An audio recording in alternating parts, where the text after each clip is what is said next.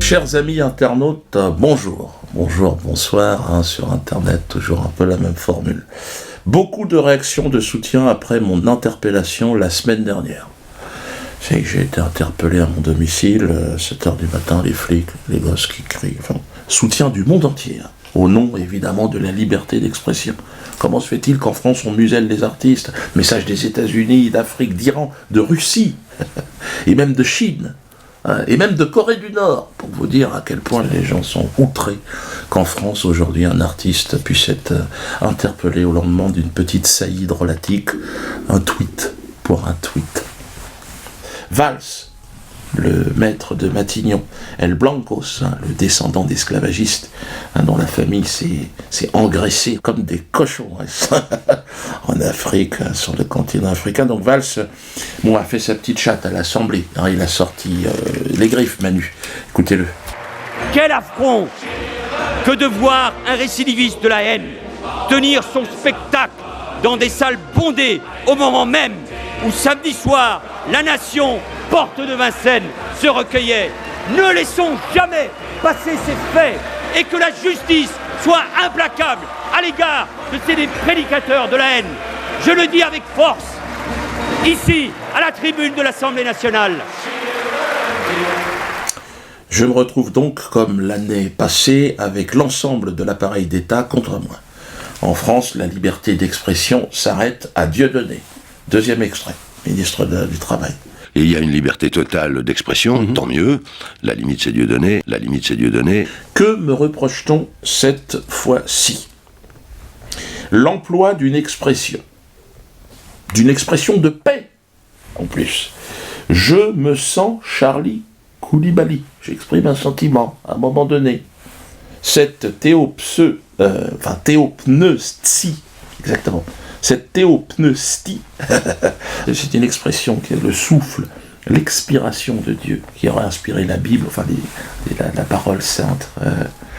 Moi, elle m'a inspiré cette réplique, une formule de paix qui a été qualifiée par le pouvoir de dégénéré qui nous gouverne d'apologie de terrorisme. De l'extrême droite à l'extrême gauche, de Marine Le Pen, ils ont crié à l'ignominie, sans même avoir pris le temps de comprendre, bien évidemment. D'ailleurs, pour vous prouver un petit peu comment les choses se sont mises en place, lorsque j'ai demandé aux forces de police qui m'ont interrogé de m'expliquer en quoi l'expression que j'avais employée faisait l'apologie de terrorisme, et de quel terrorisme d'ailleurs, ils ont réfléchi, c'est à vous de nous le dire. Ils étaient incapables de caractériser le délit pour lequel ils m'avaient interpellé. D'ailleurs, ils ont fini par me laisser entendre que en fait, ça venait d'au-dessus, ça venait d'en haut. Ils savent ce qu'on leur dit. Alors je leur ai dit, ça vient d'en haut, ça vient pas de très haut non plus, parce que disons, une analyse de texte aussi médiocre peut pas venir de très très haut. Les pressions venaient en réalité de tout en bas, du tréfonds des chiottes, du gouvernement Valls, c'est-à-dire des égouts de l'histoire et de la conscience humaine. Alors que la formule que je vous avais livrée, fruit d'une inspiration qui me venait d'ailleurs, je me sens Charlie Koulibaly, elle vient, cette inspiration, de tout en haut en réalité. Elle nous vient de celui qui inspire. Alors pour les croyants, elle pourrait venir de Dieu, et pour les autres, elle vient de l'air du temps. Un temps qui pue un peu, ça sent un peu quand même la guerre. Je me sens Charlie Koulibaly, cela signifie aimez-vous les uns les autres. C'est pour ça qu'il y a eu un malentendu énorme autour de cette petite formule-là. Il y en a qui ont grimpé au rideau, au cocotier, ils ont griffé les murs. C'est une parole de paix dans une période de guerre. La France a déclaré, vous le savez, la guerre au terrorisme. On va les appeler comme ça, puisque c'est comme ça qu'il faut les appeler. Sinon vous êtes poursuivis en justice. Et le terrorisme, donc, a déclaré la guerre à la France, qui pour eux est un pays terroriste. Bon, bref, on va pas... Partout dans le monde, musulmans aujourd'hui, on brûle les drapeaux français, on tire sur nos compatriotes parce qu'ils sont français, à cause de la nouvelle une de Charlie Hebdo qui caricature le prophète avec une tête en forme de bite, au nom de la liberté d'expression, au nom du progrès, de la civilisation. Tout le monde n'est pas d'accord. Enfin, au moment où l'inspiration me dictait cette phrase, je me sens Charlie Coulibaly, la France défilait dans les rues et partait en guerre contre le terrorisme, au nom de la liberté d'expression. Il était, selon moi, urgent qu'une voix de paix s'élève dans cette cacophonie partisane et guerrière. Une voix qui dise non, non à cette guerre programmée, nous n'en voulons pas.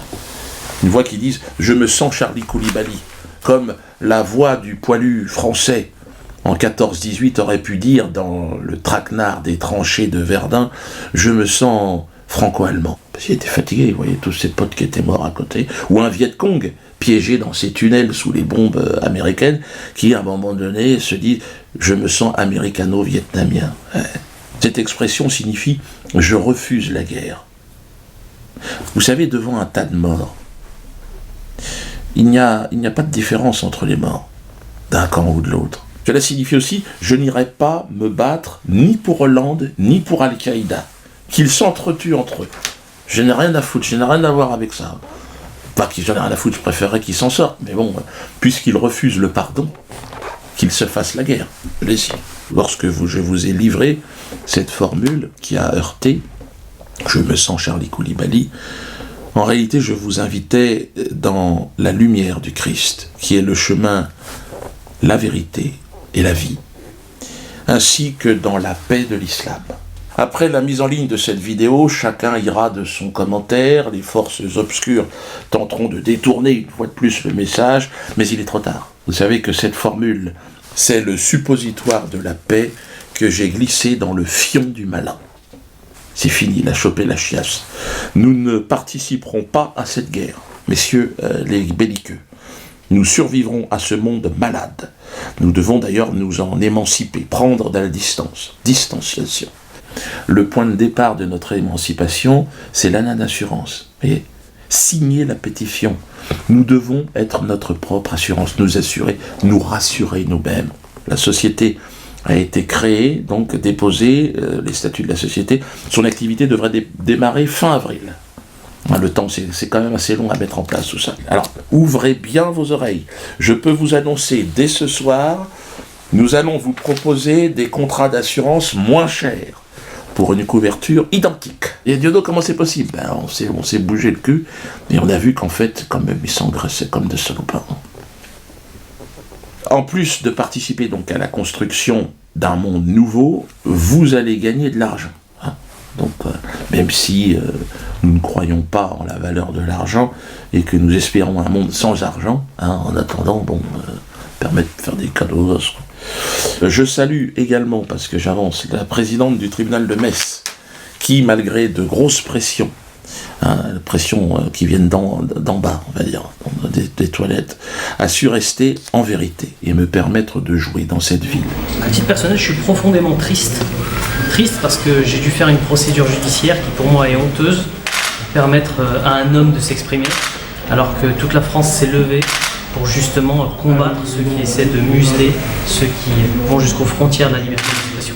Nous porterons pas, donc tous les habitants de Metz qui sont venus me voir en spectacle, gardez bien votre ticket. Voilà, nous allons nous mettre une association et nous allons porter plainte contre le groupe Vega, qui ne nous a pas permis de disposer de la salle qu'on avait réservée. Vous savez, on était dans un gymnase. Ils ont dit, démerdez-vous. Et donc, sur le contrat, il y avait marqué salle de spectacle. Il n'y avait pas marqué gymnase. Donc là, il va falloir que le juge nous dise ce qui se passe. Je serai à Clermont-Ferrand et à Saint-Étienne, très prochainement. Les dates s'affichent, donc venez nombreux. Il reste encore un petit peu de place. Quoi, Roger? Oui, il y a des encarts pubs. On peut remettre de la pub. Donc, cette vidéo qui sera vue des millions de fois, n'hésitez pas. Vous pouvez. Canal Plus aussi qui grimpe. Vous avez vu, il y a une audience de plus en plus extraordinaire. C'est-à-dire que les gens n'ont plus confiance dans les médias traditionnels. Et donc, ils sont en train de. Qu'est-ce que vous voulez que je vous dise?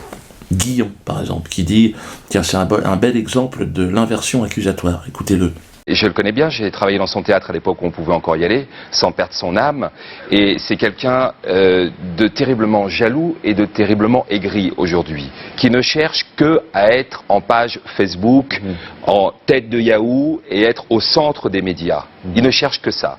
Et la meilleure chose qu'on puisse faire, tous, journalistes, tous, chroniqueurs, humoristes, c'est arrêter arrêtez de parler de Dieudonné. Ne dites plus rien sur lui. Il va disparaître. Et à chaque fois qu'il dit un truc, c'est le judiciaire. Mais plus personne ne parle de ce type. C'est la pire chose que vous pourrez lui faire. Très bien. Ne plus parler de ce monsieur. Ben n'en parlez plus alors. C'est fini, on n'en parle plus. Ah, Stéphane, qu'est-ce qui t'arrive? En quoi je pourrais être jaloux de toi et des gens qui t'entourent? Parce que je ne suis pas sur un plateau télé, sur Canal, ou je sais pas. Je te le dis, je n'ai plus l'intention de venir faire la pute dans ce genre d'endroit. Les vidéos que je fais sont vues beaucoup plus même que ce genre d'émission. Est-ce que tu sais que moi je remplis des zéniths, tu n'arrives pas à remplir, te faire un strapontin? Pourquoi je serais jaloux de toi, Stéphane? Mais tu vois, moi Stéphane, ben, je t'en veux pas. Tu vois, ben, je suis dans une dynamique de paix là. Ça, je continue. Mon prochain spectacle d'ailleurs s'appellera Dieudonné en paix. Ça sera à partir du mois de juillet. C'est pas encore où, mais allez tous en paix.